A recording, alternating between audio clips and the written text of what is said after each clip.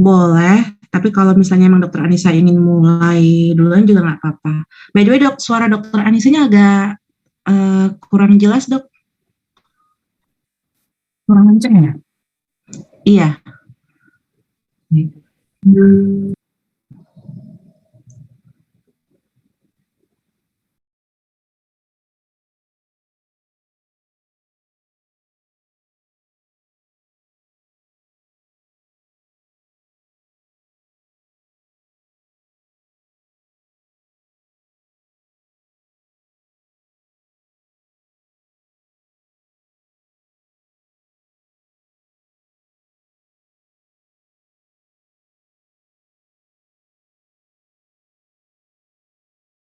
Halo, udah jelas dok? iya cukup jelas dok. Mungkin bisa dok Lebih jelas dimulai. dari yang tadi? Ya, lebih jelas dok. Udah lebih jelas ya? Oke. Ya. Silahkan dok jika ingin dimulai. Siapa tahu dokter ada jadwal yang lain lagi setelahnya. Buat ini adik-adik ini ada jadwal yang lain dong? Kalau adik-adik ini jadwalnya setelah sholat Jumat jam 1 ini ada mata kuliah dasar umum. Tapi kalau untuk sampai jam 11 itu masih kosong jadwalnya dok. Baik. Mungkin dokter Anissa yang siapa tahu ada jadwal lain dok. Iya, ada ya, kita kurus ya. Iya, oke silakan dok. Saya langsung serahkan ya dok. Iya. Selamat pagi adik-adik semua. Mohon maaf, saya agak-agak batuk ya, jadi suara saya kurang kurang clear ya mungkin.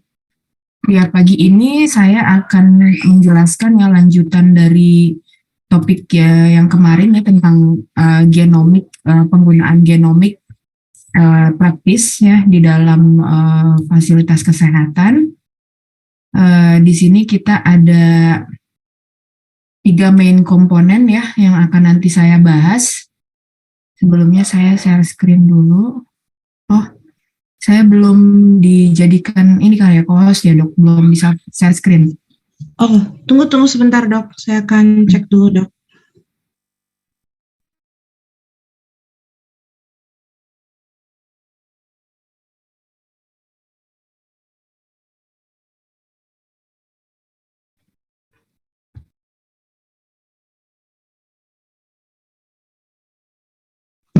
Bentar ya dok, saya cek dulu di room ini sepertinya nggak ada yang host juga ya dok ya.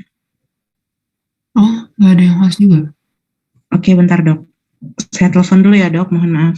Oh iya, hostnya Mbak Lia ya, oke.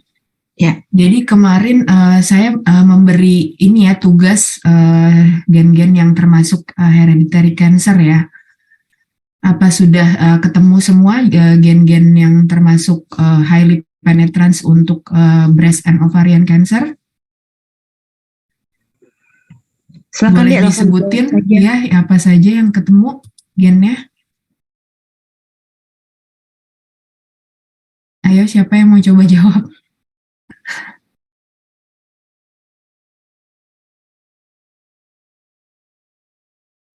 Silakan deh. Ya, Azalia ya. Ada Azalia ya. Izin menjawab dokter. Untuk gen yang highly penetrance untuk ovarium breast cancer itu ada BRCA1 dan BRCA2. BRCA1, BRCA2 ya. Ada lagi?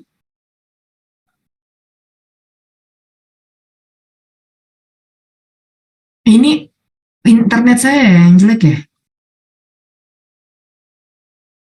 Halo? Ya dokter, mungkin dari internet saya atau Azalia ya tadi? Azalia kayaknya, tapi ada yang lain yang sudah resen bersiap untuk menjawab dok. Oke, baik. Silakan. Mungkin disebut namanya dok karena banyak yang tangan.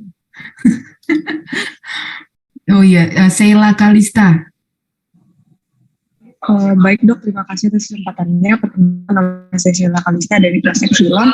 Berdasarkan hasil pencarian saya kemarin, yang highly penetrance untuk breast cancer itu ada TP53, TP53, terus sama juga ovarian bisa. Tapi ada juga yang lain itu kalau untuk breast cancer sendiri ada PTEN, dan kalau untuk ovarian satu lagi ada RAD51C. Demikian dok. Sisanya sama kayak yang tadi sudah disebutkan. Terima kasih dok. Oke, terima kasih Kalista ya. Iya, ada yang ini ya, menemukan beberapa ya, BRCA1, BRCA2 ya, TP53, kemudian juga ada yang ketemu CHEK ketemu ya, kemudian PTN, yaitu beberapa gen-gen yang sifatnya apabila seseorang memiliki mutasi tersebut diturunkan, dia memiliki chance untuk terdevelopnya cancer lebih tinggi daripada orang lain di kemudian hari ya. Ciri-ciri hereditary cancer sudah pernah dijelaskan ya oleh Dr. Zizka ya. Ada yang bisa menjawab ciri-ciri membedakan cancer keturunan dengan cancer sporadik? Ciri-cirinya apa saja perbedaannya?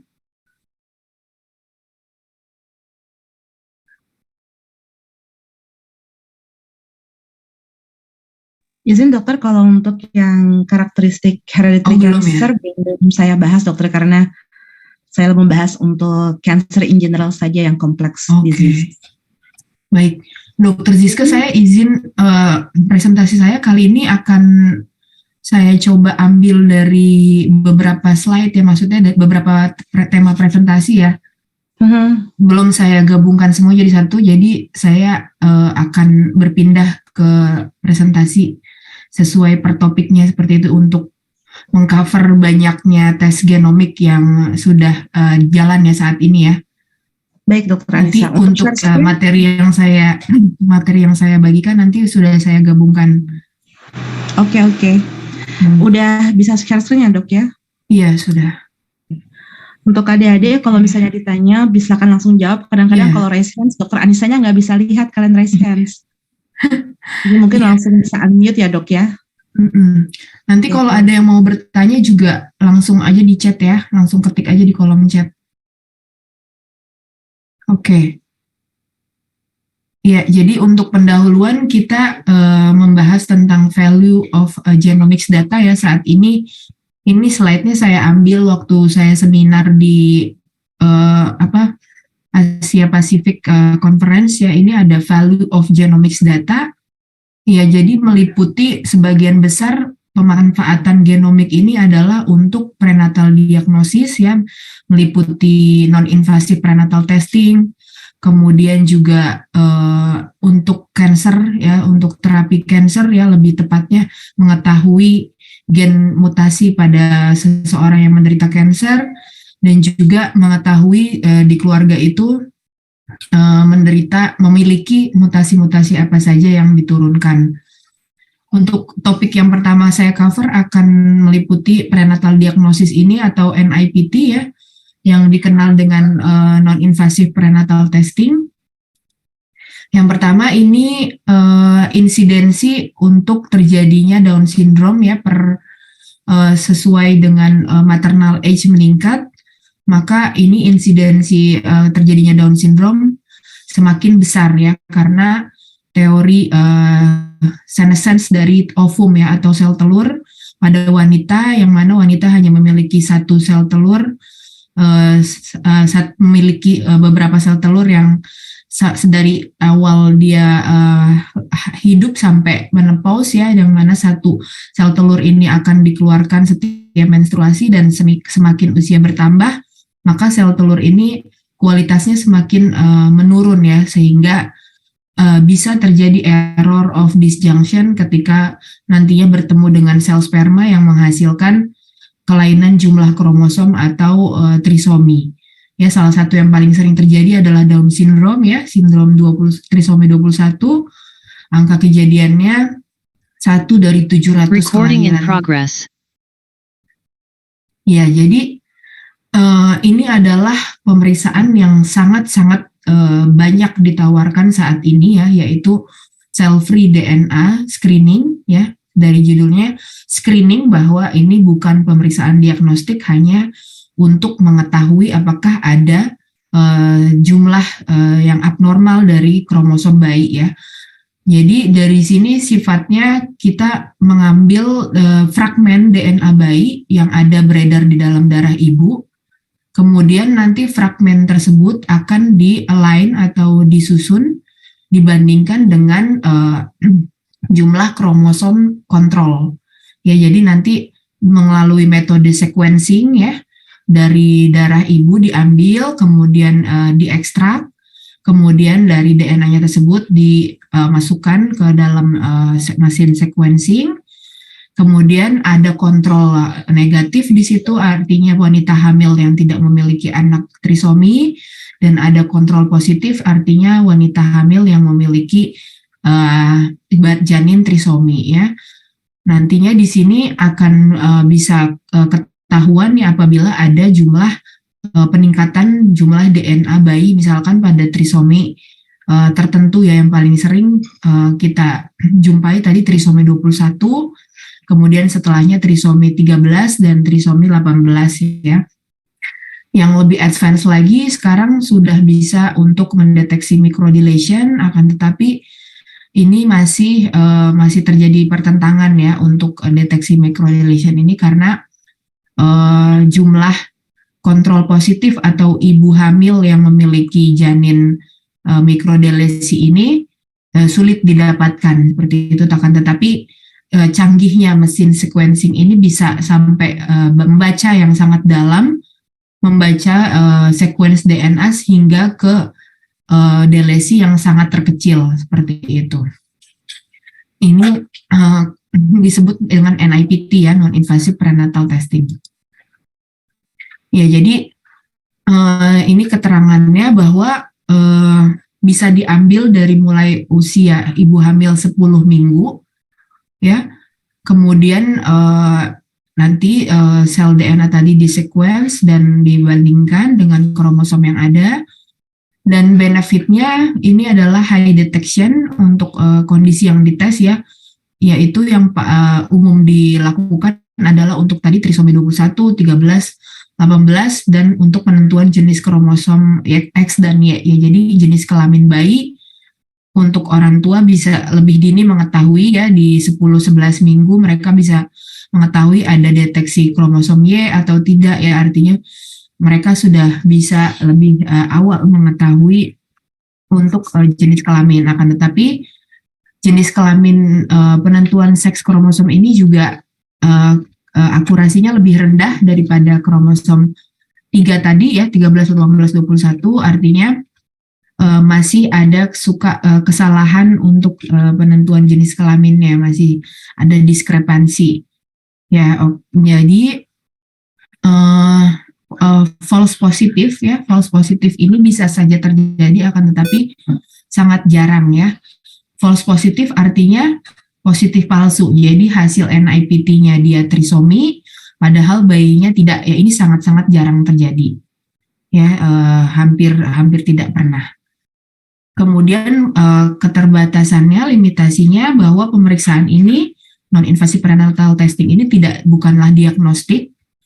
Ya, jadi masih bisa terjadi positif palsu atau positif negatif, false negatif. Negatif palsu artinya bayinya menderita trisomi, sedangkan di NIPT tidak terdeteksi ya, itu artinya negatif palsu. Jadi pada beberapa keadaan juga sel free DNA ini bisa terkontaminasi oleh sel maternal ya, misalkan pada contoh monosomi X atau Turner ya. Apabila ibunya ini adalah carrier mozaik untuk Turner XO, maka bisa juga terdeteksi pada bayinya sebagai XO atau Turner. Tapi ini juga jarang terjadi ya. Jadi karena adanya kasus false positif atau false negatif, maka pemeriksaan ini tidak bisa dijadikan diagnostik. Akan tetapi ini sangat banyak dilakukan untuk ibu-ibu dengan maternal age yang sudah tua ya, sudah di atas 35 tahun, kemudian riwayat memiliki anak dengan gangguan kromosom ya, trisomi sebelumnya, atau memiliki keluarga dengan kondisi trisomi ya, ini sangat disarankan untuk melakukan NIPT. Kemudian alasan lainnya untuk melakukan NIPT adalah maternal anxiety ya, artinya ibu tersebut cemas akan kondisi bayinya, jadi ingin memastikan ya secara dini apakah ada trisomi seperti itu. Ya tadi ini hasil klasifikasinya true positif, artinya benar positif. Biasanya kita bandingkan dengan USG dari dokter obsgin. Jadi nanti kalau adik-adik misalkan bertemu dengan ibu hamil yang membawa hasil NIPT, yaitu kita diharapkan untuk juga menyandingkan dengan hasil USG. Ya, apabila hasil USG dari dokter obsginnya ada curiga kelainan, anomali ya, misalkan ada curiga dari tengkuk yang tebal ya, nukal translusensi yang tebal, ataupun absen nasal bone, tidak ada batang hidung ya, dan kemudian hasil NIPT-nya trisomi 21 high risk, maka kita curiga ya betul mungkin bayinya ini highly suspicious untuk trisomi 21 Down syndrome. Ya, jadi bersamaan dengan hasil USG. Kemudian false positif tadi seperti yang sudah saya sebutkan, hasilnya positif tapi dari dokter obsgin mengatakan tidak ada kelainan, dari hasil USG normal saja. Maka kita sarankan apabila ada false positif ini kita dengan konfirmasi testing, nanti akan saya jelaskan di slide berikutnya. Kemudian true negatif, ya negatif yang sesungguhnya, hasil NIPT-nya negatif, dan dari dokter obsgin tidak ada kecurigaan kelainan dari USG.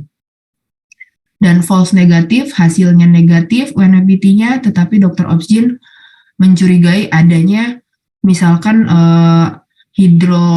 amnionnya banyak jumlahnya, ataupun ada kelebihan jari, ataupun kelainan-kelainan lain yang terdeteksi dari USG. Akan tetapi kecurigaan dari dokter obsgin ini juga karena kelainan genetik ini sifatnya broad spektrumnya ya, maksudnya banyak jenisnya, bukan hanya kelainan kromosom, maka bisa saja NIPT-nya betul negatif. Jadi kita harus mencermati beberapa kelainan-kelainan yang sesuai dengan trisomi 13, 18, dan 21, dan juga monosomi X seperti itu. Ya, ini untuk konfirmasinya biasanya dilakukan untuk karyotyping dari metode pengambilan sampel cairan amnion ketuban, dan juga dari filus ya, dari plasenta. Akan tetapi di Indonesia kita baru melakukan yang amnion ya, yang pengambilan dari cairan ketuban, dan hanya beberapa center yang bisa melakukan, yaitu dengan yang saya tahu saat ini di Harapan Kita dan RSCM. Ini dari bisa lewat diambil cairan amnionnya melalui dinding perut ibu ya. Kemudian untuk chorionic villus sampling ini mengambil plasenta dengan dissection. Ini chorionic villus sampling ini lebih menjanjikan sebenarnya daripada amnion ya, karena kulturnya lebih banyak berhasil, yaitu ini diambil tadi cairan material plasenta disedot, kemudian fili tadi yang sudah diambil dibersihkan ya, dilakukan pencucian, baru sel plasenta ini dikultur, dan kemudian hasil kulturnya itu di karyotyping. Ini untuk chorionic villus sampling biasanya dilakukan antara usia 10 sampai 13 minggu ya, sangat dini, dan memiliki riwayat dan memiliki kerentanan untuk keguguran yaitu 0,1 sampai 0,3%. Jadi tindakan-tindakan invasif ini memiliki kecenderungan untuk bisa terjadi kebocoran ya pada amnion ataupun hal-hal lain yang menyebabkan keguguran, tapi proporsinya sedikit ya, kan, tetapi banyak ibu-ibu yang mungkin sungkan atau tidak mau melakukan pemeriksaan invasif ini ya karena takut nyeri, kemudian juga khawatir terjadi keguguran. Kemudian diagnostis testing yang selanjutnya amniosintesis ya dengan cairan ketuban, ini juga sedang dioptimasi di lab tempat saya bekerja di Prodia. Diambil cairan ketuban beberapa mili, kemudian pada usia yang lebih tua lagi ya 15 sampai 20 minggu kehamilan. Jadi biasanya ibu-ibu ini melakukan NIPT pada usia 11 sampai 13 minggu, dan apabila hasilnya ada kecurigaan bisa dilanjutkan dengan amniosintesis ya pada 15 minggu, karena yang tadi CVS coronary villus sampling pada usia lebih muda lagi biasanya sudah lewat ya masanya 10 sampai 13 minggunya, sudah tidak terkejar lagi. Nah, ini yang rentang waktunya masih affordable 15 sampai 20 minggu, dan sama masih ada resiko untuk kegugurannya 0,1 sampai 0,3%. Kemudian yang perlu adik-adik ketahui lagi ada yang disebut dengan mosaicism ya. Mosaicism ini adalah percampuran ya antara sel yang normal dengan sel yang abnormal. Jadi kalau bisa dilihat di gambar di sini, yang warna ungu ini adalah sel yang abnormal, dan yang warna abu-abu ini adalah sel yang normal. Jadi sifat false positif pada NIPT tadi bisa disebabkan karena mosaicism ya. Mosaicism ini yang ada pada plasenta. Jadi sebenarnya plasentanya saja yang ada mozaik, padahal pada bayinya ini normal. Ini yang biasanya terdeteksi sebagai false positif. Ya, kemudian bisa juga mosaicismnya ini pada bayinya. Jadi bayinya ini memang ada kelainan, misalkan ambil contoh dia Turner XO, tapi hanya 20% misalkan mozaik Turnernya. Nah, mozaik 20% ini tidak terdeteksi di NIPT. Ya, jadi ini bisa jadi false negatif ya. Pada saat lahir bayinya ada kelainan, beberapa yang tidak terlalu tampak ya kelainannya, tapi pada NIPT-nya hasilnya normal ya. Jadi kelainan-kelainan mosaicism inilah yang menjadi penyebab dari hasil false tadi. Tapi kejadian ini biasanya agak jarang ya, jarang ditemui ya. Jadi lebih banyak sebenarnya hasil-hasil yang tadi sesuai atau memang pure truly negatif seperti itu. Jadi ini incidence rate-nya untuk confined placental mosaicism 54,5% karena kita di Indonesia jarang untuk konfirmasi tes ya. Selama saya bekerja di NIPT di Genetics Indonesia dari tahun 2017 sampai sekarang baru hanya 11 orang yang melakukan amniosintesis untuk konfirmasi dari ribuan pasien yang melakukan NIPT. Ya, karena tadi ibunya takut ya dilakukan invasif, sakit juga, kemudian tenaga dokternya juga terbatas ya, dokter obsgin subspesialis fetal maternal medicine-nya yang dan juga lembaga yang melakukan karyotyping-nya juga masih terbatas yang bisa mengerjakan untuk kultur amnion ini. Ya, kemudian kita masuk ke tentang pola pewarisan ya. Selesai tadi NIPT-nya, kita beralih ke untuk yang poligenik ya. Pola pewarisan secara umum ini ada gen tunggal ya dengan pola Mendelian, kemudian ada yang secara kromosom juga, kemudian ada yang multifaktorial. Yang pola pewarisan Mendelian dan kromosom mungkin sudah dijelaskan ya oleh dokter sebelumnya, kuliahnya sudah pernah dapat. Kemudian saya di sini akan menitik beratkan untuk yang interaksi gen dan lingkungan ya. Jadi sifatnya ini ada lebih dari satu gen yang rentan atau disebutnya bervariasi yang mengarah ke mutasi, kemudian ditambah dengan faktor lingkungan atau gaya hidup seseorang, ini bisa menjadi penyakit ya, yaitu penyakitnya yang kompleks. Kompleks disease seperti misalkan diabetes, kemudian hipertensi, penyakit jantung dan sebagainya. Nanti akan saya bahas lebih dalam. Ya ini istilah-istilah modifikasi konsep Mendelian. Nanti saya akan menjelaskan lebih lanjut tentang polygenic rescore. Udah pernah dengar sebelumnya tentang polygenic rescore? Belum, Dok. Belum ya? Belum pernah ada yang menjelaskan ya? Baik. Sampai penjelasan tadi ada yang mau ditanyakan dulu sambil saya buka slide saya polygenic rescore.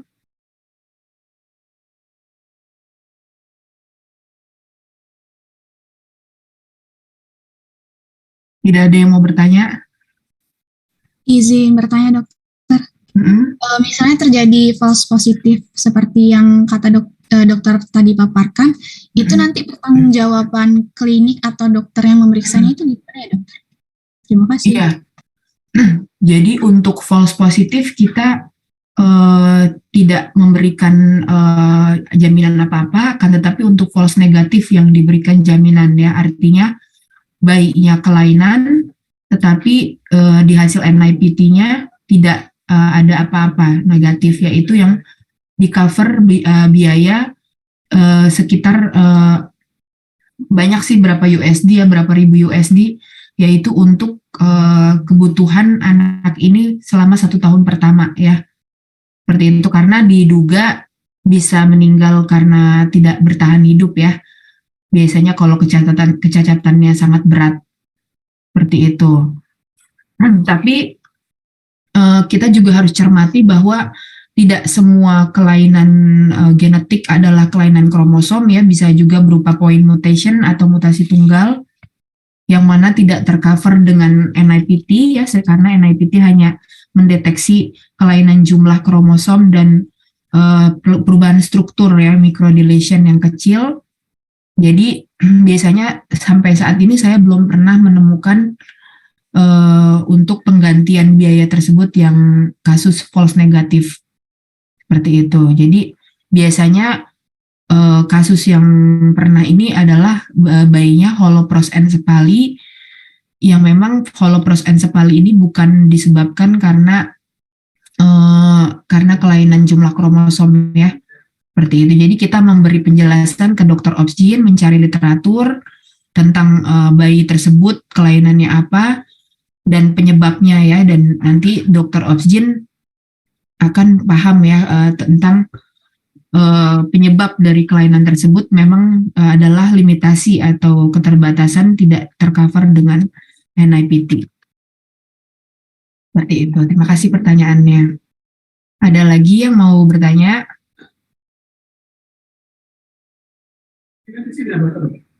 Oke. Sudah tidak ada. Baik, kita masuk ke tentang polygenic rescore ya. Udah terlihat slide saya? Belum ya? Sudah terlihat ya? Oke. Ya, jadi kemarin saya sudah menyinggung ini ya, tentang gen-gen yang highly penetrance dan juga low penetrance ya. Jadi kita di sini untuk polygenic rescore kita untuk low penetrance gene ya.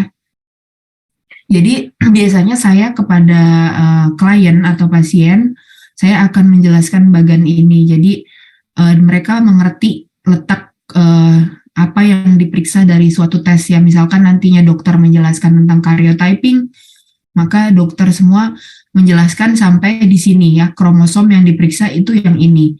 Akan tetapi kalau untuk tes-tes yang sifatnya gen, baik itu single gene atau polygene ya, kita mainnya di sini. Udah sangat molekuler sekali ya.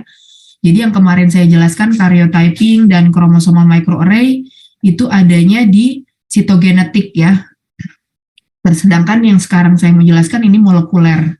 Jadi pahami dulu di sini letaknya kromosom ada di dalam inti sel dan kromosom ini berpasangan jumlahnya 23. Kalau tadi NIPT kita mau melihat ada penambahan trisomi ya, artinya dari dua pasang ini, sepasang ini jadi 3. Kemudian di sequence untuk apa namanya, kita diagnostik, misalkan kalau tadi karyotypingnya kembali lagi kita lihatnya dari mikroskop ya, dari CVS dan amnionnya.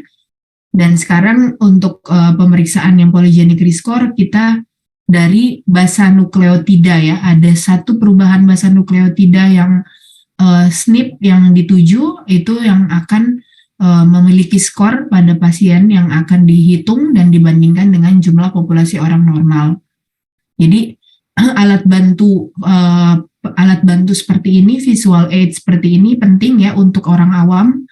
Jadi jangan lupa kalau menjelaskan sesuatu yang rumit, boleh dibantu dengan kertas atau buku atau juga dari tab, dari slide ya, supaya mereka bisa membayangkan tentang benda kecil yang sedang akan diperiksa ini.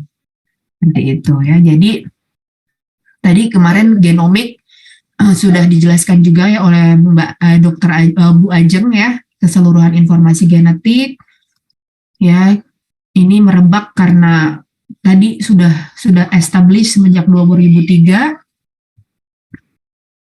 Kemudian kenapa tadi perubahan satu bahasa ini penting ya, karena bahasa ini digunakan untuk membuat protein ya, sudah paham semua ya, udah pernah dijelaskan.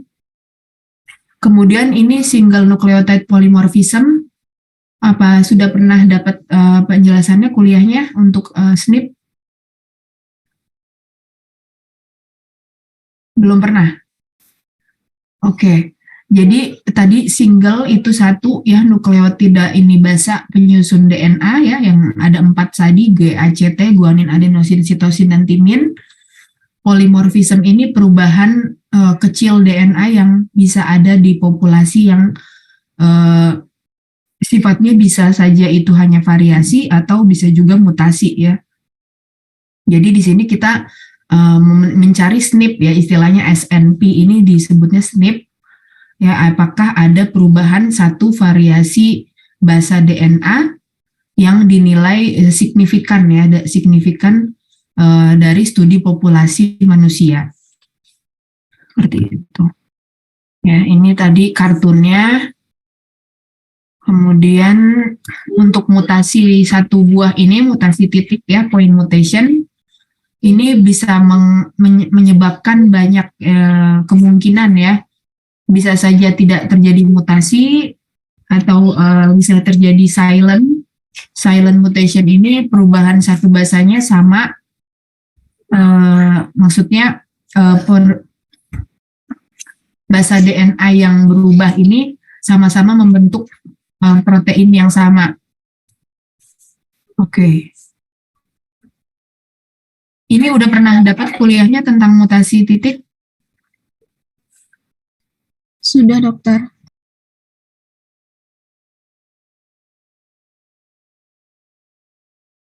Oke, ini tolong dibaca dulu sebentar ya.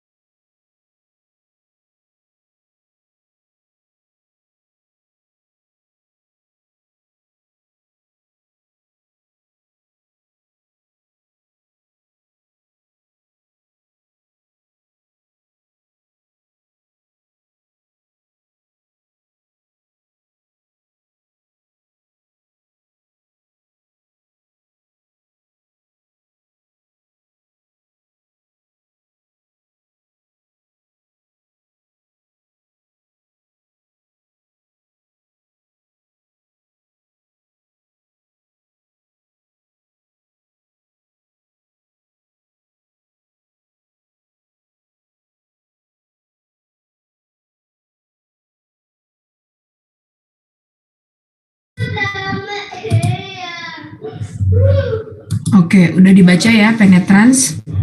Jadi penetrans ini menggambarkan seberapa besar ya ekspresi fenotip ya pada seseorang. Jadi seseorang ini memiliki, misalkan ada 2 orang memiliki mutasi yang sama, belum tentu dia nanti penampakannya akan sama ya. Jadi tergantung penetransnya ini. Jadi misalkan ada 2 bersaudara yang diturunkan resiko gen untuk diabetes dari orang tuanya, misalkan keduanya diabetes ya, belum tentu 2 anak ini akan menjadi diabetes ya, karena penetrasinya ini bisa dipengaruhi oleh lifestyle dan lingkungan. Jadi contohnya di sini ada non-penetrans varian dan juga ada variabel expressivity, artinya tadi varian yang sama menyebabkan level of severity yang berbeda. Seperti itu. Oke. Jangan lupa ya, pedigree penting ya di dalam setiap pemeriksaan genetik. Kemudian ini asal dari pemeriksaan poligenik ini, yaitu awalnya kita dari GWAS ya, Genome Wide Association Study, yaitu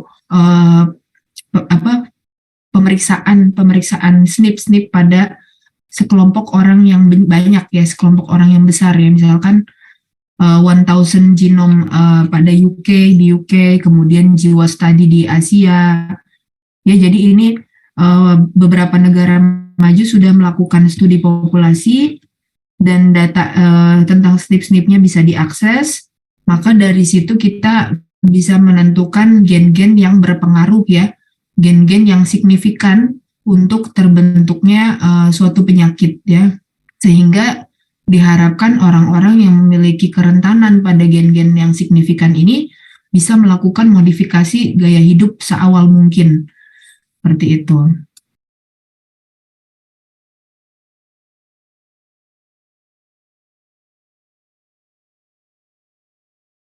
Nah, ini untuk risk assessment polygenic risk score, kita harus menggambar pedigree tadi untuk mengetahui apakah ada penurunan di keluarga. Kemudian juga kita menggali riwayat penyakit sekarang ya, clinical determinants ya. Jadi misalkan misalkan untuk kasus diabetes, body mass index-nya berapa, kemudian kadar gula darahnya berapa, kemudian HbA1c-nya berapa, ya, kemudian juga olahraganya bagaimana orang ini ya. Kemudian jadi dari 3 komponen ini kita bisa menentukan apakah hasil poligeniknya ini mengarah ke low risk atau average atau high risk. Ya.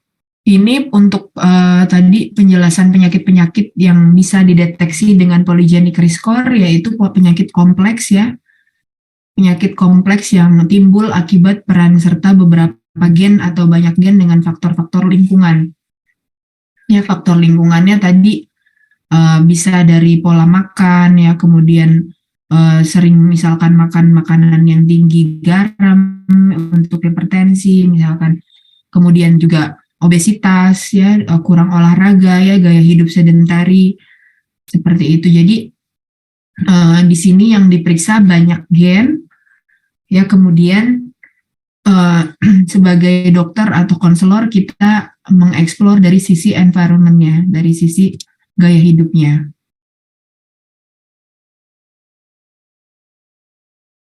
Nah, ini tadi cara mendapatkan skornya itu, yaitu pertama dari studi populasi tadi dikelompokkan, misalkan orang dengan penyakit jantung misalkan diambil variasi gennya apa saja yang dominan ya, alelnya yang banyak pada orang-orang dengan sakit tertentu ya, atau misalkan dengan pada hereditary breast ya misalkan.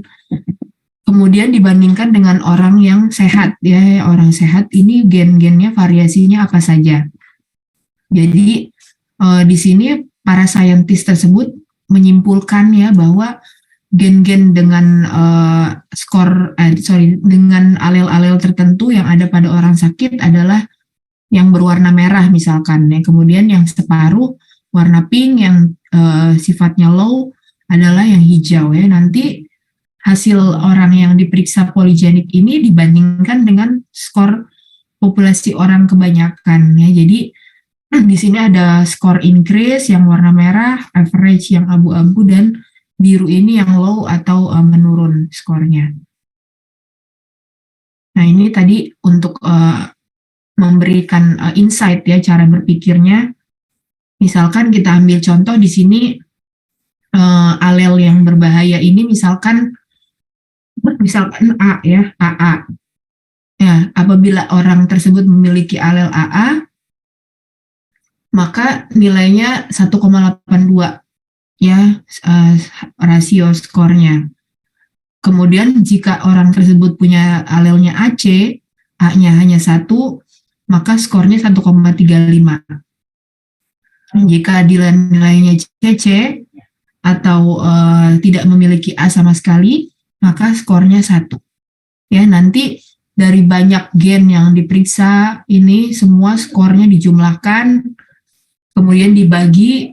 Jika skornya tadi di atas 2, maka masuk ke 2,5, maka masuk ke ini yang merah, masuk ke risiko tinggi. Jika di bawah 2,5, maka masuk ke average. Seperti itu cara perhitungannya.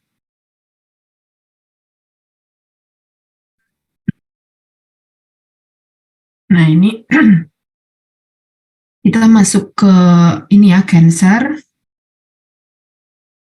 Oke, jadi cancer secara umum ada 3 ya, familial, sporadik, dan herediter ya. Nanti akan saya jelaskan juga. Tapi yang diperiksa di pemeriksaan poligenik ini kita ambil yang kasus yang sporadik,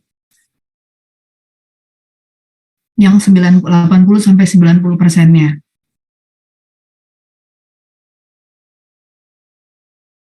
Kalau bisa dilihat di sini ada kurva ya. Kurva ini yang pertama yang paling tinggi ini yang common variant atau yang low penetrance ya. Artinya yang gennya itu tidak terlalu berbahaya ya. Jadi harus butuh banyak beberapa mutasi gen ditambah gaya hidup yang tidak sesuai baru bisa terjadi cancer.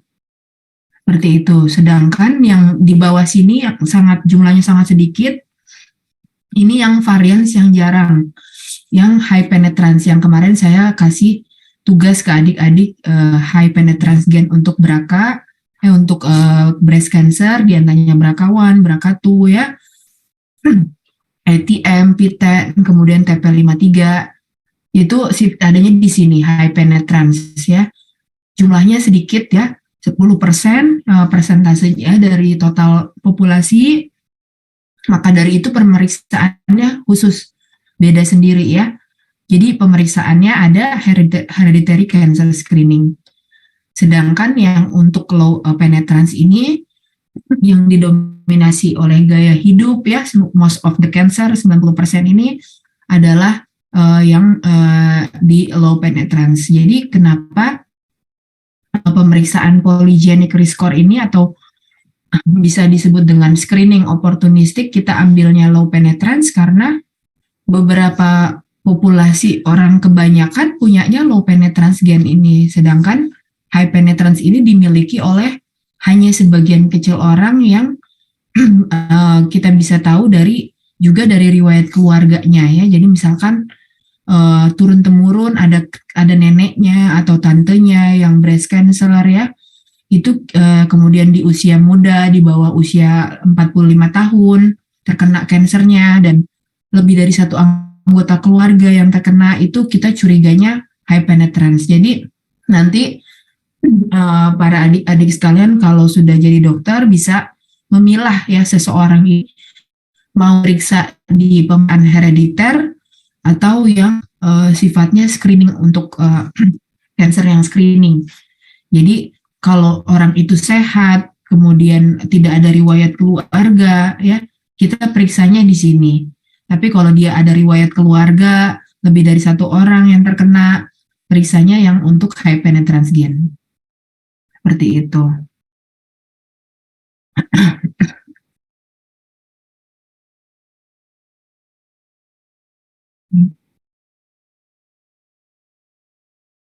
Iya.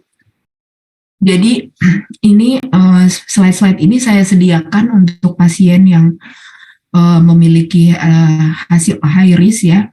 Jadi sebagai dokter umum kita perlu tahu ya beberapa gejala-gejala penyakit ya, kanker, kemudian cara deteksi dininya seperti apa ya.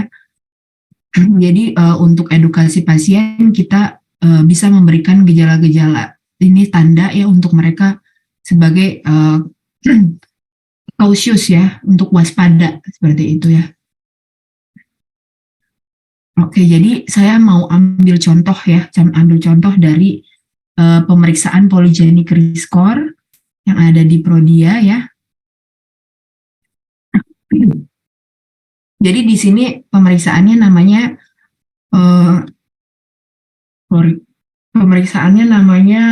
TENS risk ya kalau nggak salah. Untuk vascularis yaitu untuk pembuluh darah ya, untuk penyakit-penyakit pembuluh darah.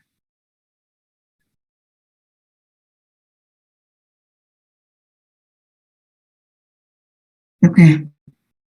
Di sini ada beberapa penyakit yang diperiksa dari pemeriksaan vaskularis ini, tapi yang saya ambil untuk penjelasan dia dapat hasil potensial risk di coronary heart disease atau penyakit jantung koroner.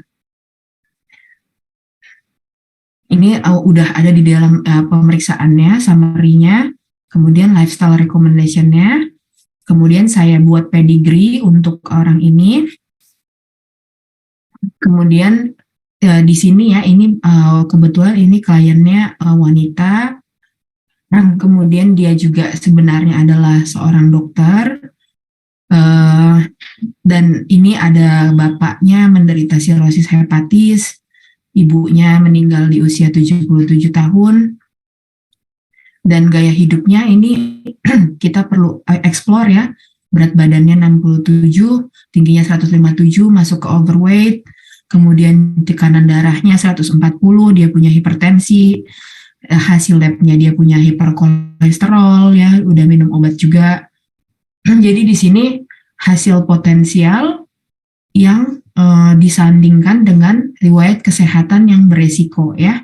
Ada overweight, ada hipertensi, ada hiperkolesterol. Jadi di sini saya mengambil kesimpulan dia ini high risk ya. Jadi dari sini saya mau menggambarkan tentang judgment ya.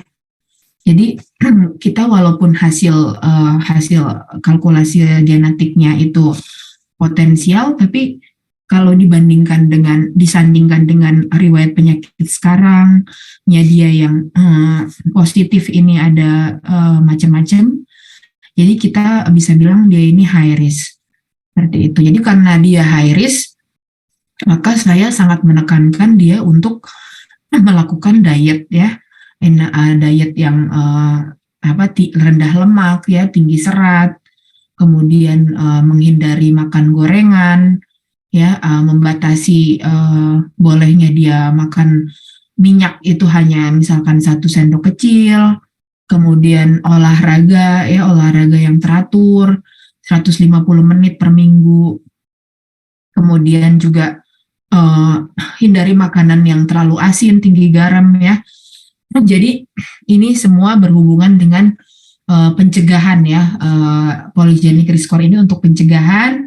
Dokter adik-adik semua nanti sebagai dokter umum ya, berperan untuk mengedukasi preventif ya, untuk sifatnya selalu memberikan penyemangat untuk orang-orang ini, klien-klien ini, pasien, sebelum dia terbentuknya penyakit. Kalau udah ada tanda-tanda seperti ini, metabolic disease, untuk melakukan healthy lifestyle change ya. Jadi makan makanan yang sehat, kemudian hindari paparan asap rokok, hindari alkohol, olahraga yang rutin dan mengurangi stres, mengendalikan stres.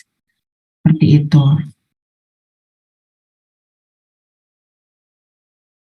Ya, contohnya lagi ini breast cancer, pemeriksaan cancer risk ya, screening cancer ya dari yang tadi low penetrance gene, dia di sini dapat hasil average ya atau low. Kemudian dari pedigree-nya saya gambar di sini dia sudah memiliki kanker payudara stadium 3 ya ibu ini. Di usia 48 tahun. Ayahnya kanker paru, udah meninggal 55 tahun terdiagnosanya, dan tidak ada riwayat kanker payudara lain di keluarga.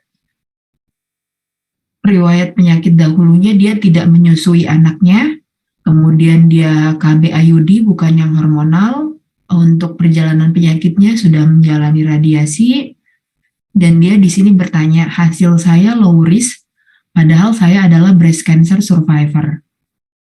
Ya, jadi kita bisa menjelaskan bahwa kemungkinan mutasi yang ibu ini miliki tidak termasuk, tidak tercover di dalam pemeriksaan ini karena tidak semua gen dan varian tercakup, dan juga bisa juga dia memiliki mutasinya yang sifatnya high penetrance ya, yang tadi di peringkat yang di kurva yang bagian bawah tadi.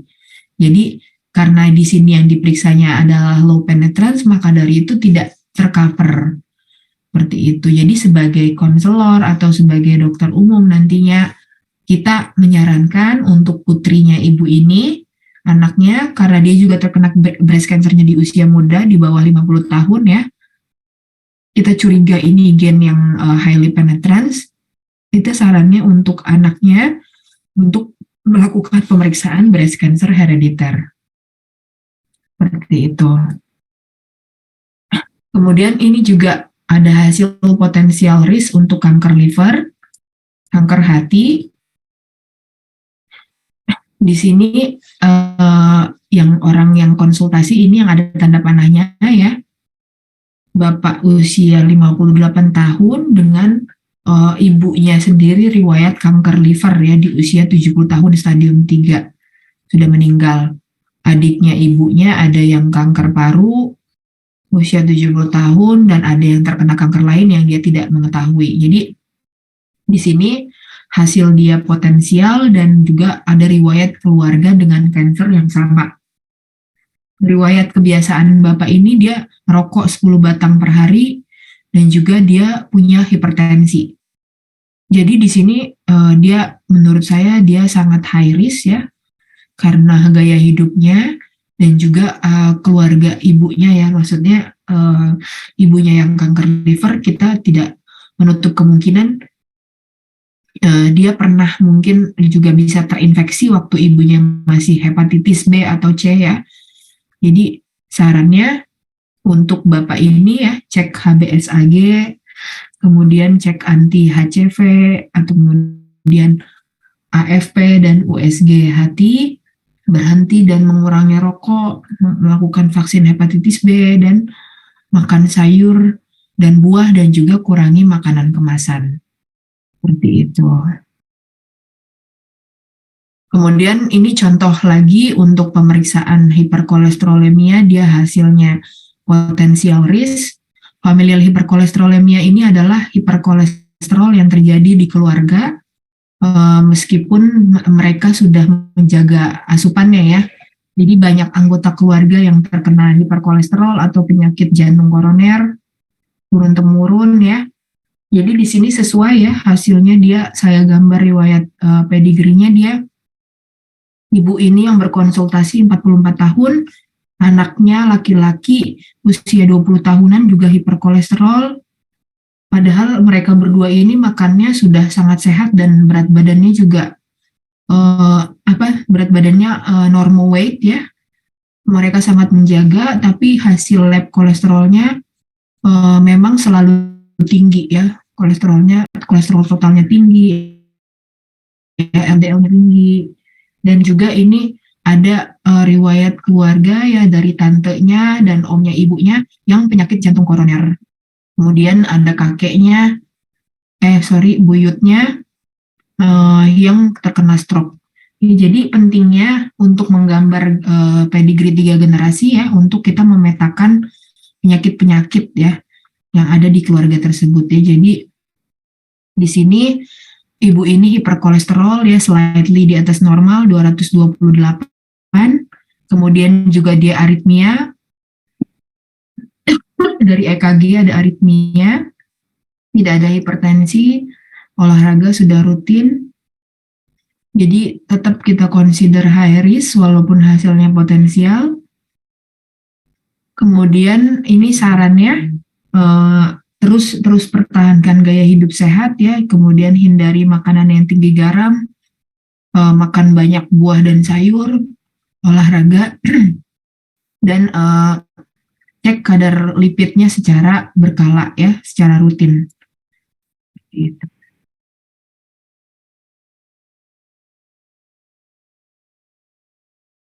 Oke, ini juga salah satu contoh dia hasil pemeriksaannya no serious risk ya, artinya dia low risk semua. Akan tetapi dengan riwayat keluarga yang sangat bervariasi ya, ini ada yang kanker paru, ada yang kanker kelenjar getah bening, limfoma non-Hodgkin ya. Kemudian kakaknya juga menderita pankreatitis atau batu empedu ya.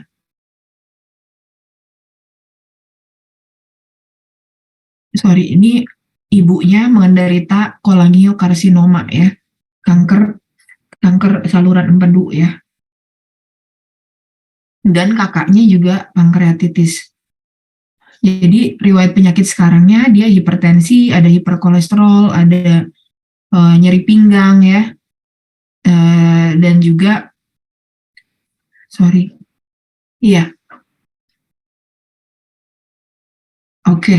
karena dia punya riwayat keluarga ini yang mengarah ke ke banyak cancer dan juga ada saudara sekandung yang pankreatitis, jadi kita mengconsider dia sebagai potensial risk ya, dengan saran-saran hindari makanan yang tinggi lemak ya, atau yang digoreng karena itu juga bisa meningkatkan resiko untuk batu empedu.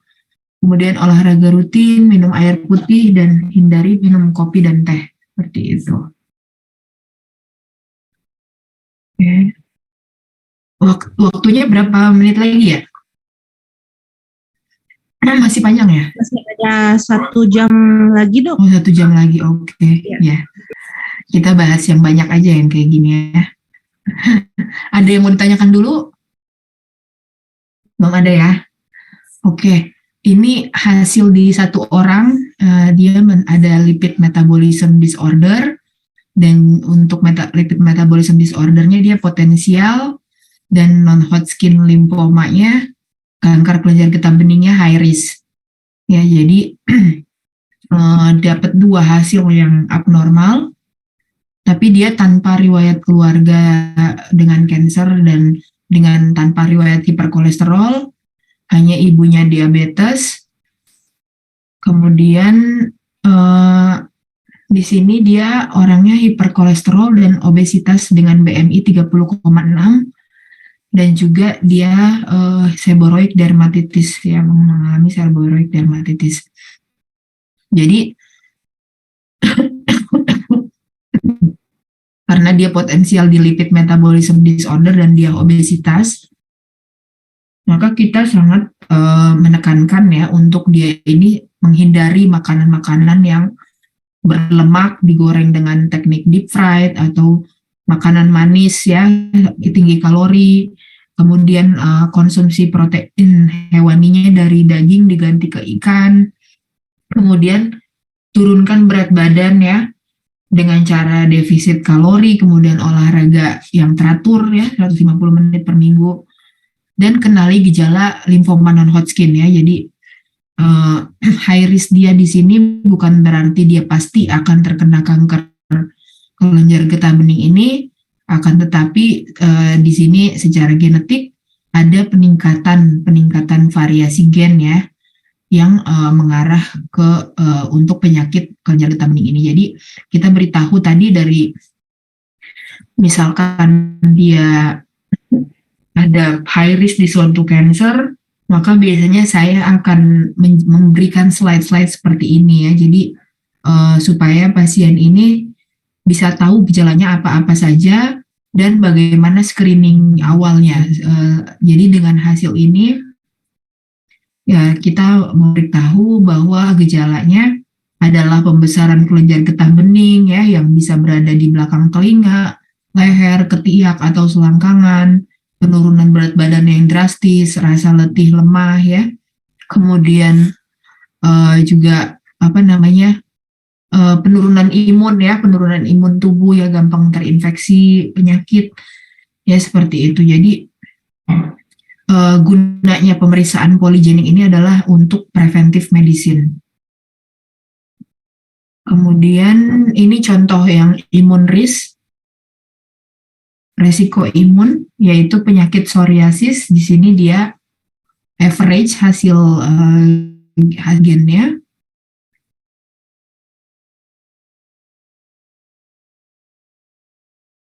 Keluhannya dia udah ada psoriasisnya ya, jadi 27 tahun, semenjak 3 tahun yang lalu bercak kemerahan di kaki, 1 tahun terakhir semakin sering ya, 4 kali muncul lebih parah, semakin meluas ke leher, terasa panas ya, dan tercetus jika lelah. Stresornya dia 10 jam bekerja, tanpa rokok di kantornya 2-3 kali per minggu, dan tidak ada riwayat keluarga yang mengalami serupa. Ini hanya nenek dari pihak ibu yang memiliki vitiligo. Ya sarannya walaupun di sini hasil dia secara genetiknya dia low risk average, akan tapi dia memang sudah mengalami penyakit ini, maka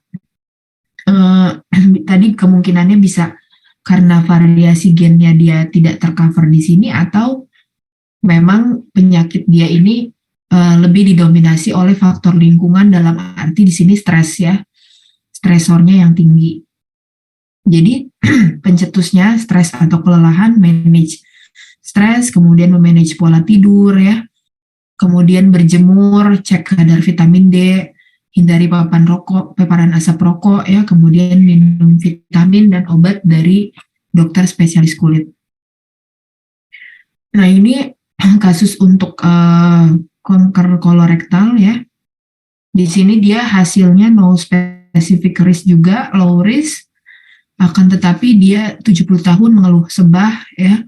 Ada polip di usus besarnya ya, mungkin adik-adik belum kebayang ya, belum masuk koas. Tapi ini sekedar pengetahuan aja. Ada polip di usus besarnya sebesar 10, hasil endoskopi pada tahun 2017. Berat badannya 80 kilo, tingginya 101, dan 2 kakaknya meninggal karena kanker gaster, kanker lambung ya.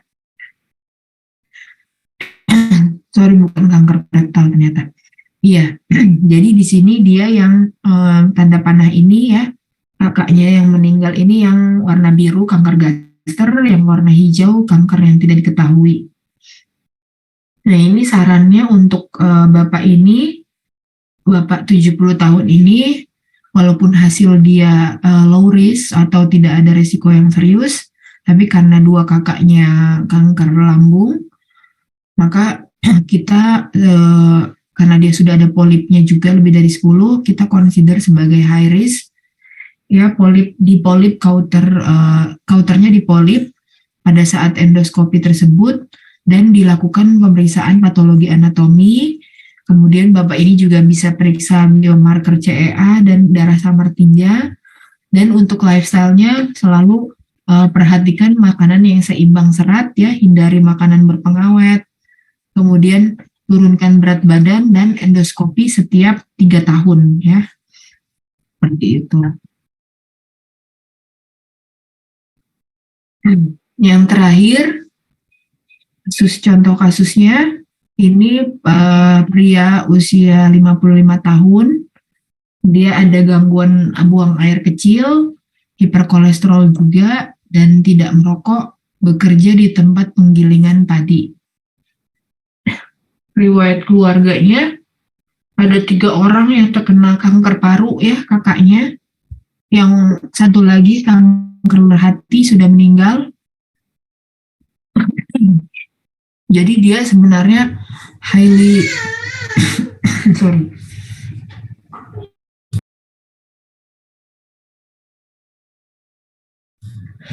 Jadi dia highly risk untuk kanker paru. Karena dia bekerja di tempat penggilingan padi dan 3 orang kakaknya juga menderita kanker yang serupa. Jadi sarannya di sini untuk riwayat keluarga yang dia kanker paru dilakukan CT scan low dose ya, kemudian pakai masker N95 ketika bekerja. Kemudian untuk gangguan buang air kecilnya bisa diperiksa prostat spesifik antigen, dan juga untuk hiperkolesterolnya untuk di-maintain dengan makanan yang rendah lemak. Ya, jadi untuk intake makanan juga harus diperhatikan, dan juga preventif untuk kanker paru yaitu dari pemakaian masker yang sangat bisa membatasi dari partikel yang sangat kecil. Gitu. Oke. Sebelum saya beralih ke kanker herediter, ada yang mau ditanyakan dulu di sini?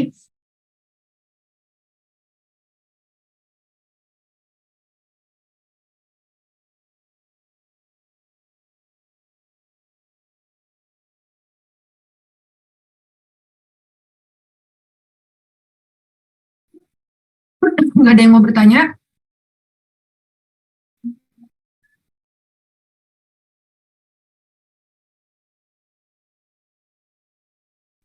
Silahkan, Dek. Bingung ya? Belum kebayang ya? Belum pernah ketemu, belum pernah meneliti pasien ya?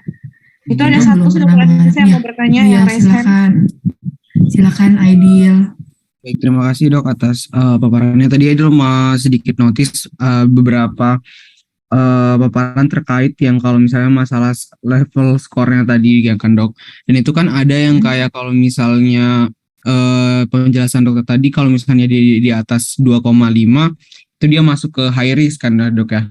Nah, terus tadi kalau misalnya dia pas di 2,5 atau di bawah 2,5 itu bisa dia average, masuk ke average. Nah, tapi itu kalau misalnya ada yang potensial risk itu jadi itu gimana ya Dok ya? Itu dia lebih ke ranahnya tetap dia di average tapi berpotensi atau gimana itu maksudnya Dok? Kayak ada tadi yang ada yang skornya 1,7 gitu. Dan kalau misalnya di tiap penyakit gitu dia potensial risknya itu tuh di skor di ambang yang sama atau beda-beda atau gimana itu Dok? Terima kasih Dok.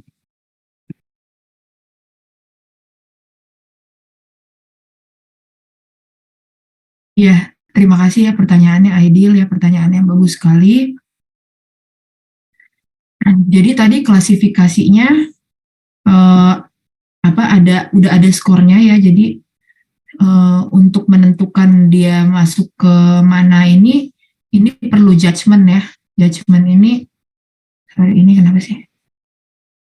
Sorry bentar ya. Judgementnya ini bergantung kepada dokter ya, dokter pembaca ya. Jadi setelah kita mengambil riwayat keluarga dan riwayat penyakit sekarang, kita bisa menentukan dia masuknya ke mana. Ya, jadi untuk memberikan keterangan lagi dari pernyataan saya, jadi misalkan gini ya, dari hasil pemeriksaan untuk diabetesnya, orang ini genetik variannya 1,3 atau low risk ya. Kemudian disandingkan dengan family history-nya, dia punya 2 orang, misalkan dia punya keluarga, salah satu orang tua yang punya diabetes tipe 2, ya maka dia resikonya agak meninggi ya, misalkan ibaratkanlah ini potensial ya, ibaratkan ini family history-nya potensial. Sedangkan tadi genomic risk-nya dia low risk average. Kemudian riwayat penyakit sekarangnya kita gali lagi, dia body mass index-nya lebih ya, dari normal misalkan. Misalkan ini di sini contohnya low risk ya, misalkan dia body mass indexnya overweight, kemudian pernah riwayat gula darah sewaktunya tinggi, ya maka kita bisa consider dia ini sebagai potensial atau high risk ya. Jadi tadi pertanyaannya Aidil untuk judgementnya bagaimana gitu ya? Iya, benar dok. Iya, untuk judgementnya itu kita harus mengcombine 3 faktor tadi ya. Faktor riwayat keluarga dan juga riwayat penyakit sekarang. Ya, jadi kita ambil pedigree-nya, apa riwayat keluarganya bersih atau ada resiko, dan juga kenyataannya dia ini sekarang permasalahannya apa? Apa ada data-data pendukung yang membuat dia lebih rentan terhadap penyakit tadi. Ya, jadi tadi contoh-contoh kasus yang sudah saya munculkan itu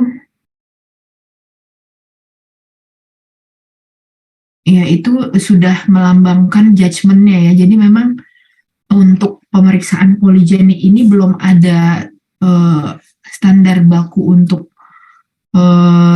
evidence base-nya. Ya, jadi masih kita menggunakan judgement sebagai kita dokter ya, dokter umum, konselor atau dokter spesialis. Jadi tadi kalau di sini tadi coronary heart disease-nya dia potensial, terus juga dia ada hiperkolesterol ya, trias untuk penyakit jantung koroner ya, kalau adik-adik bisa baca-baca di jurnal, trias penentunya ini memang terdiri dari hipertensi, hiperkolesterol, dan juga merokok ya, itu yang paling mendominasi untuk penyakit jantung koroner. Jadi biasanya sebelum kita bertemu klien atau pasien ini kan kita diagendakan ya, dijadwalkan. Nah, sebelum kita bertemu, kita lakukanlah pencarian literasi sebanyak-banyaknya tentang penyakit yang di sini muncul ya, gitu seperti itu. Jadi kita juga judgement kita berbekal berdasarkan atas bukti-bukti ilmiah. Seperti itu, bukan hanya pandangan kita semata, tapi juga berdasarkan data yang ada. Apa masih ada yang kurang jelas lagi, Aidil? Sudah jelas dok. Terima kasih dok. Oke. Ada yang mau bertanya lagi? Saya kasih kesempatan 5 menit untuk minum dan break ya sebentar ya. Oke nggak dokter Ziska? Boleh dokter. Oke ya, silakan 5 menit minum dan stretching. Setelah itu kita masuk ke pembahasan hereditary cancer. Siap dok. 8.90 kembali ya. 8 berapa dok? 8.50 ya dok?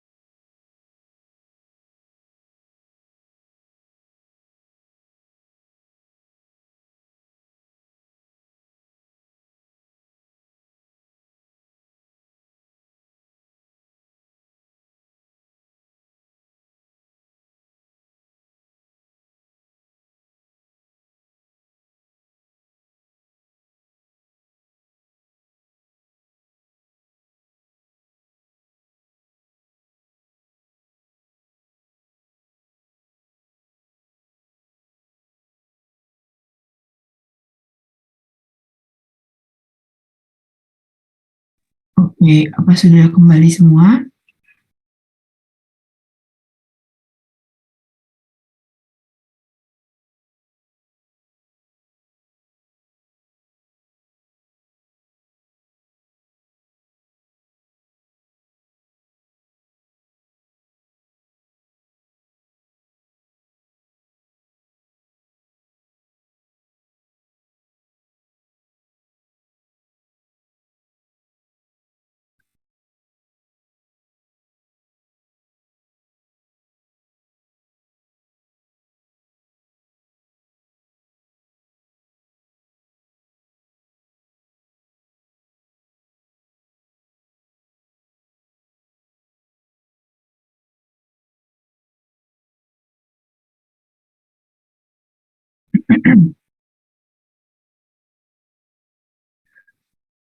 Halo, apa sudah kembali? Ya dok, Sudah ya? Oke, waktunya berapa lagi Dokter Ziska? kalau dari waktunya sebetulnya sampai 9.30 dok. 9.30, oke. 30 Ya, menit ya. 30 menit lagi. Oke, ya saya mulai ya.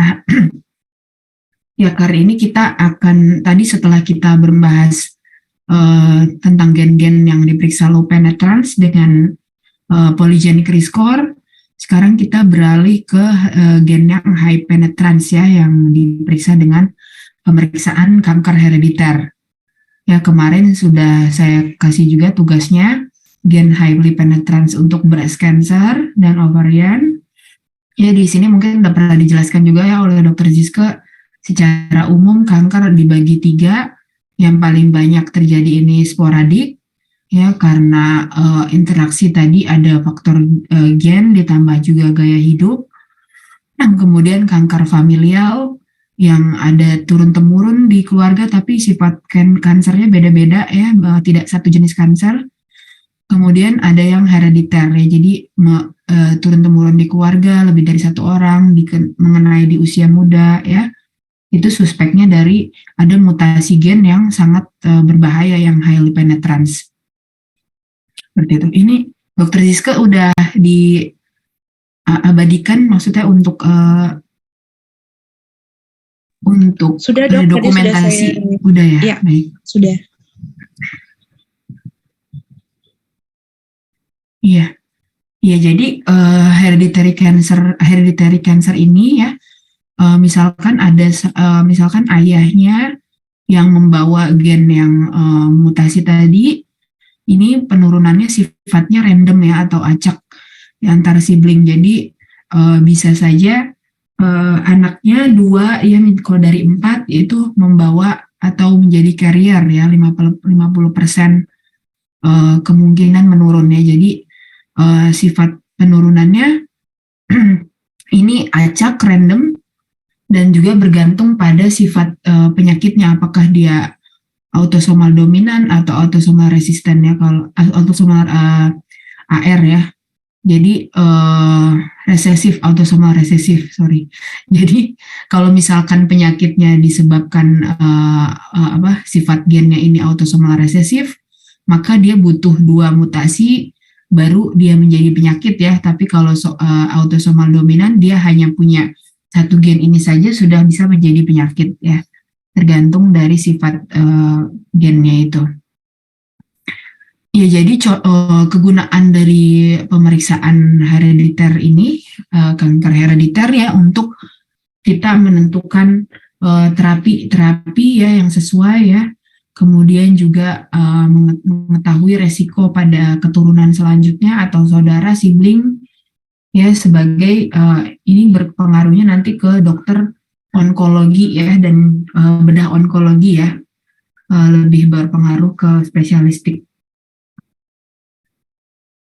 Ini panel cancer herediter yang sudah dikeluarkan oleh tempat saya bekerja, Prodia, yaitu meliputi 48 gen yang mengcover kanker untuk kanker payudara, ovarium, endometrium, pankreas, gaster, prostat ya, kolon, dan kanker kulit melanoma.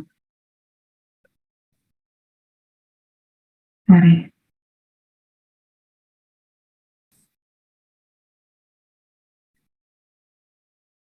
Ini kanker panel yang prodi hereditary cancer.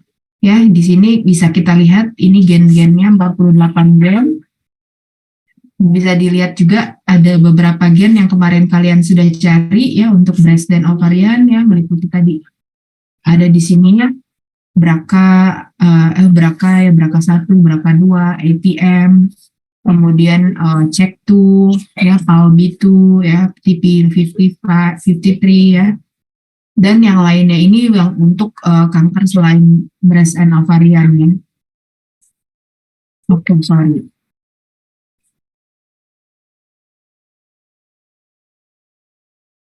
Keterbatasannya ini adalah yang hanya dilaporkan nanti adalah mutasi yang patogenik dan likely patogenik.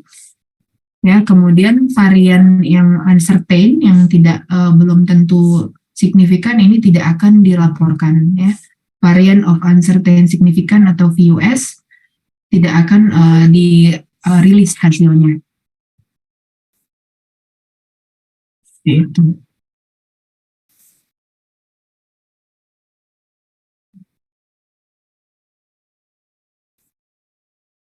Ya ini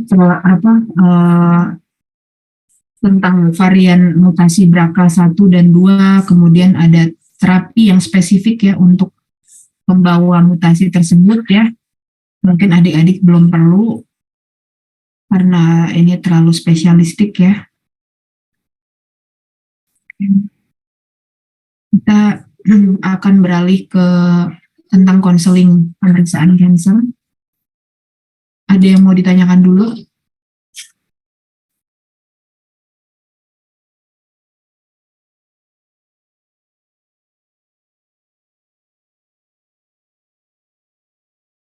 Oh iya, Hairan Tamim, ya silakan. Gimana? Izin bertanya dokter, jadi tadi dokter menjelaskan ada 3 tipe tadi kanker, ada yang sporadik, familial dan herediter. Untuk familial itu juga saya baca tadi ada pengaruh gen, tapi untuk herediter juga ada pengaruh gen. Jadi untuk bedanya untuk yang membedakan herediter sama familial itu apa ya dokter? Ya, jadi untuk yang familial sama herediter, dia kankernya beda-beda ya dalam satu keluarga. Misalkan kalau yang herediter ini sangat jelas ya, misalkan breast semua seperti itu, kolorektal semua. Bapaknya kanker kolorektal, anaknya kanker kolorektal, ya kita curiga itu herediter gennya. Tapi kalau kankernya macam-macam, misalkan ada yang kanker tadi kanker kantung empedu ya, kolangiokarsinoma, kanker pankreas, ya itu bisa diduga dia kankernya familial ya. Jadi ada faktor gaya hidup juga. Misalkan di keluarganya mereka sering makan yang terlalu tinggi lemak ya, makanan berkolesterol ya, sampai terganggu kantung empedu dan pankreasnya seperti itu. Jadi cirinya yang bisa membedakan ini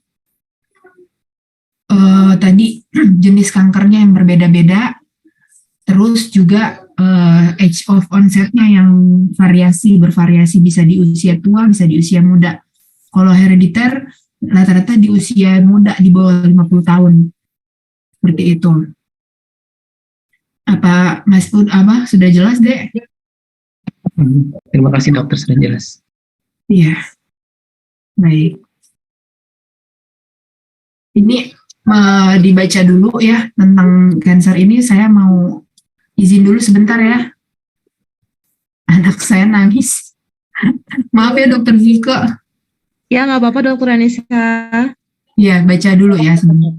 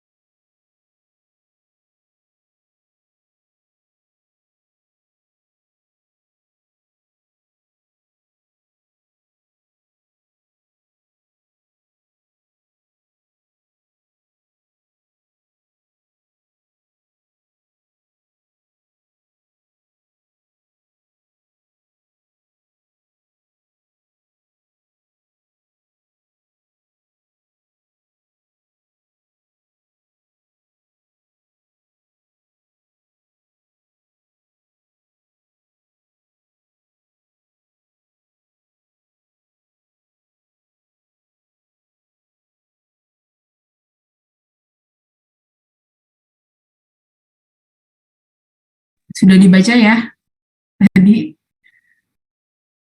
Sorry.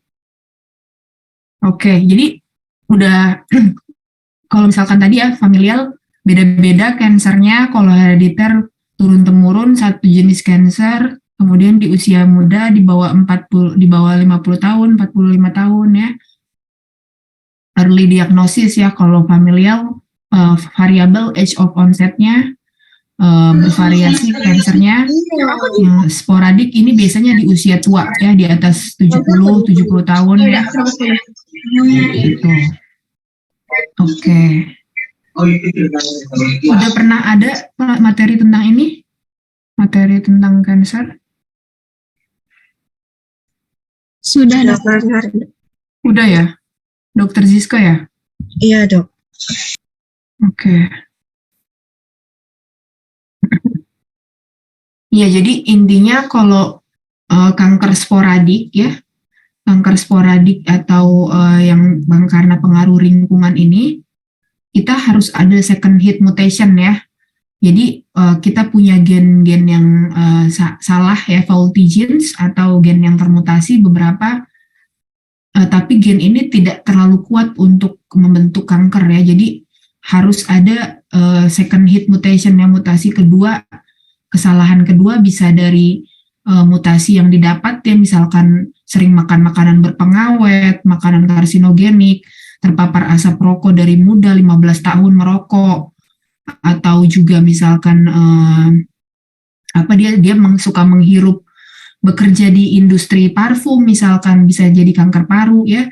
Jadi faktor-faktor lingkungan ini yang bisa merubah mutasi dapatan ya, menjadikan mutasi dapatan second hit, yaitu membuat dia loss of heterozygosity atau kehilangan kemampuan sel-sel tersebut untuk menjaga pembelahannya sehingga menjadi kanker ya. Sedangkan kalau untuk kanker herediter, mutasinya ini mutasi gen yang tadi dominan tadi, highly penetrans, sudah ada di setiap sel ya. Artinya cukup mutasi yang dia diturunkan tadi ini sudah bisa menyebabkan kanker.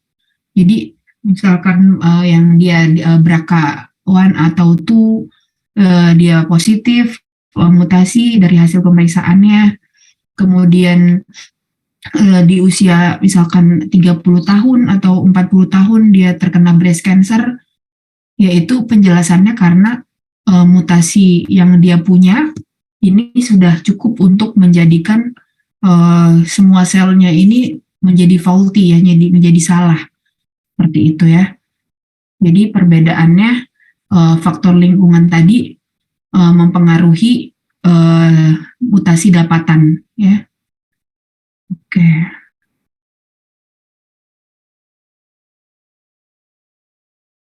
Ya, ini contoh lagi untuk perubahan penetrans atau expressivity ya. Tadi seseorang dengan mutasi yang sama belum tentu menghasilkan fenotip yang sama ya. Jadi bisa berbeda dia penampakannya. Ini contohnya same phenotype, different genotype ya. Jadi contohnya misalkan pada breast cancer yang terkait mutasi BRCA, PTEN dan TP53 itu kelainannya manifestasinya bisa berbeda-beda. Seperti itu.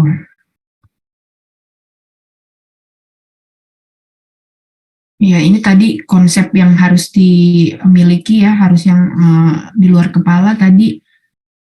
Ada common variance, low penetrance, dan juga high penetrance. Yang di pemeriksaan herediter yang ini ya, yang high penetrance. Kemudian